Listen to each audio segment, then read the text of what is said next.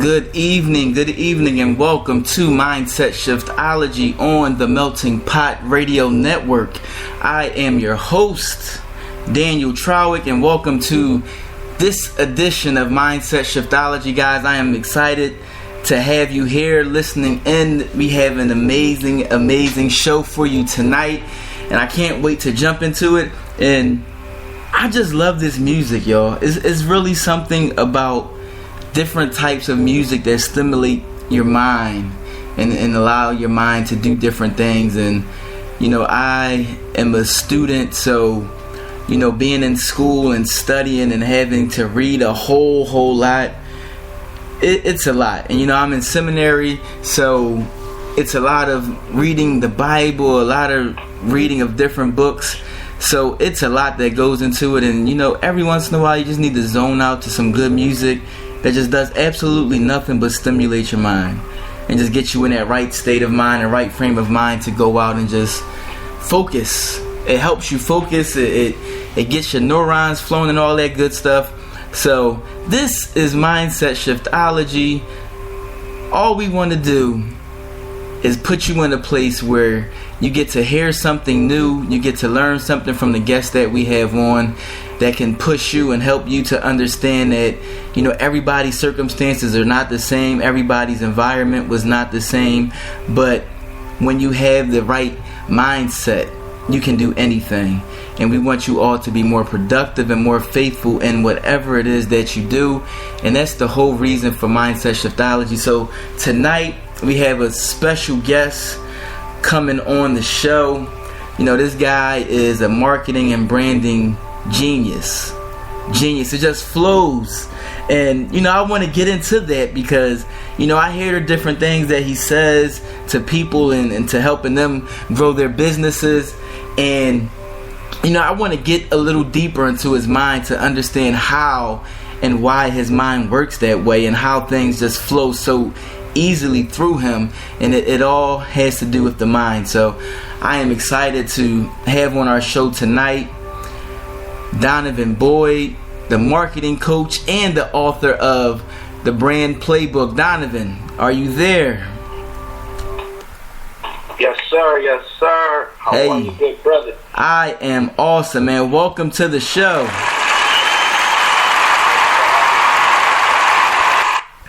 I love messing around with this show. So, Donovan, again, welcome to the show. Donovan was just in Philly a couple weeks ago on his book tour, Authors and Answers. And man, it was a great experience. It was a very intimate experience. He was able to talk a lot about things that he experienced and as well as the book. And that's what really made me want to have him on the show, because listening to his story and different things that he went through to get where he is today, I just know it'll bless you all. So Donovan, let's jump into this interview, bro. I'm ready. All right, so first off, I told him you are the marketing coach and you are an author of a book, but tell everybody exactly what it is that you do. Exactly what it is that I do.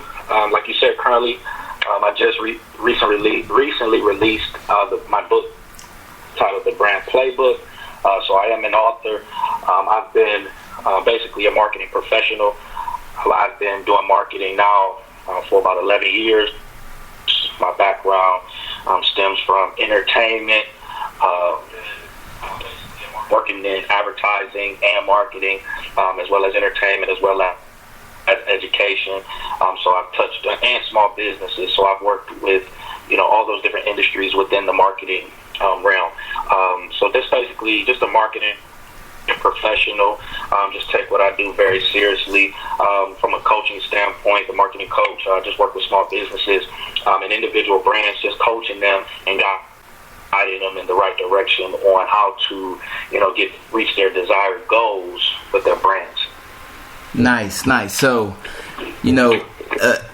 opposite of what your book talks about, with your personal coaching and marketing, like what is it that your business, like what is your actual business? So if I said to you, hey, I have a business and I wanted this and that done. Like how do you go about working that? So the name of my company is the Boyd Group. We are a marketing, branding, and management firm here located in Cleveland, Ohio. So we work with our clients in different realms. So some people need brand management, some people need marketing consulting, and then some people need management as well, or some branding.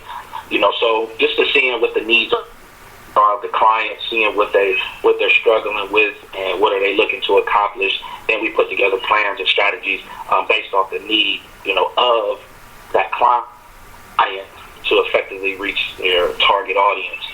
Whether that is a celebrity, whether that is a barber, beautician, a janitorial service, whatever it is, we work with those small businesses to, help them reach their audience with the end goal of reaching brand loyalty.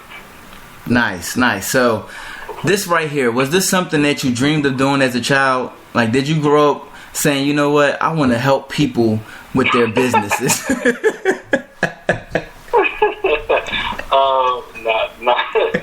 Not at all.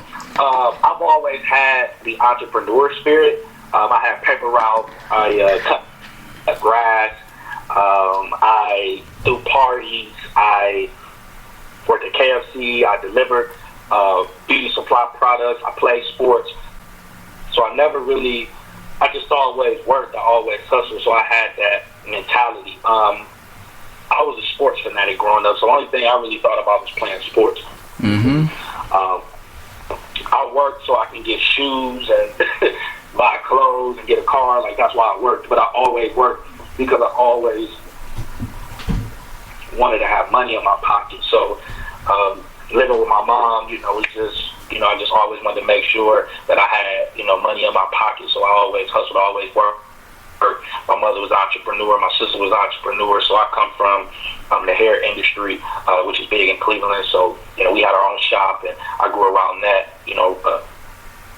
industry that was always on the go, fast paced, and just grew up around hustlers. So, that's just really where that stemmed from. I really didn't get into marketing per se until I got into college. I went to college, Fordham University in New York City, to play football.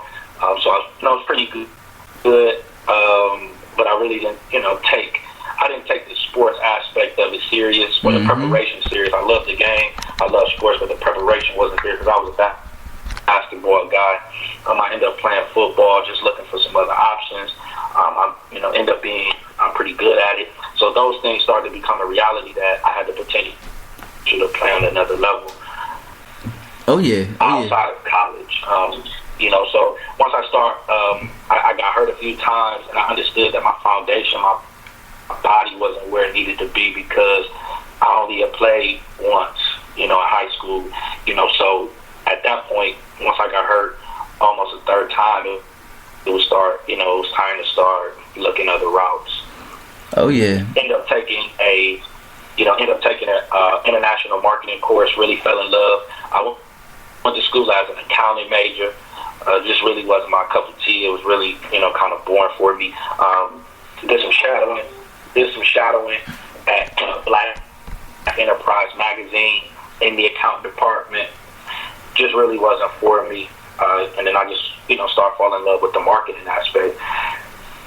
It was just something about the strategy, the competitiveness, something about, taking a message or taking a product and, relaying that message to the masses and getting people to fall in love with the product or even use something. So that's just really what really sparked that interest and that drive in me. Okay. Now, I'm an athlete as well, and I had the same type of, upbringing around sports. I was a natural athlete. Everything I did, I just was good at, but I never really took it that serious. I never set a solid foundation. It sounded to me like you had the same thing everybody used to talk about Allen Iverson with, the practice aspect. Like, man, listen, I'm getting up and just going out there and doing this.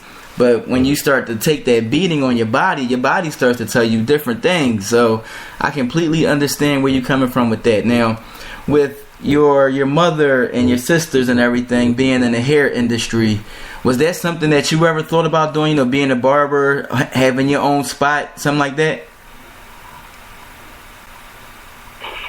It's crazy you say that. I always thought about that as like a backup plan because we didn't have the money for me to go to college, so, and then really, college really wasn't in my forefront of thinking. My grades was okay, so I wasn't, I played around and, messed up in school, but we was athletes, so we was able to do a lot of things that we wanted to do. So I always thought about, possibly adding a barbershop to my mother and sister's shop, upstairs or something like that, and staying in the family business if all else then failed. But God had another plan for me, and I ended up, getting that football scholarship, and, the rest was history after that. Okay, now I know here in Philadelphia, everybody has, hoop dreams, playing football or basketball, and, what you were talking about, being an athlete and playing sports, was that your ultimate goal as a child? Did you just say, I'm going to be the biggest football player to ever play, or was it something else that you really, really wanted to do without a shadow of a doubt? I only want to play basketball. Basketball? Okay. There was no other. That was it. No other thought in my mind but to play basketball. All right, now. But I just didn't have to. I didn't have the figures in my life to have me focus on basketball. Like, I've always played basketball my entire life, but like once I got into high school and things got serious, I still was good, but I was, getting in trouble. I was playing around or wanted to work. I had jobs when I should have been doing other things, but I always started, and always that is just that extra work that I needed to put into to get to the next level wasn't there. And when you coming up like playing basketball and stuff, you things start to get into perspective as you get older. If you don't have the height that you need, and if you play in one position, and so I wasn't necessarily a big man, but I might have played at 2, 3, and 4 in high school, but in college I'm a point guard style.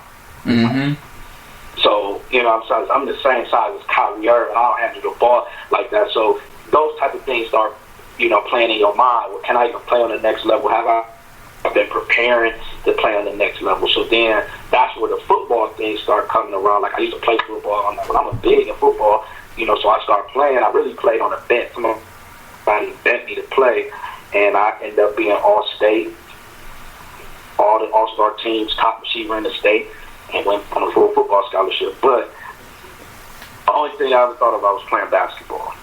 Okay. That was it.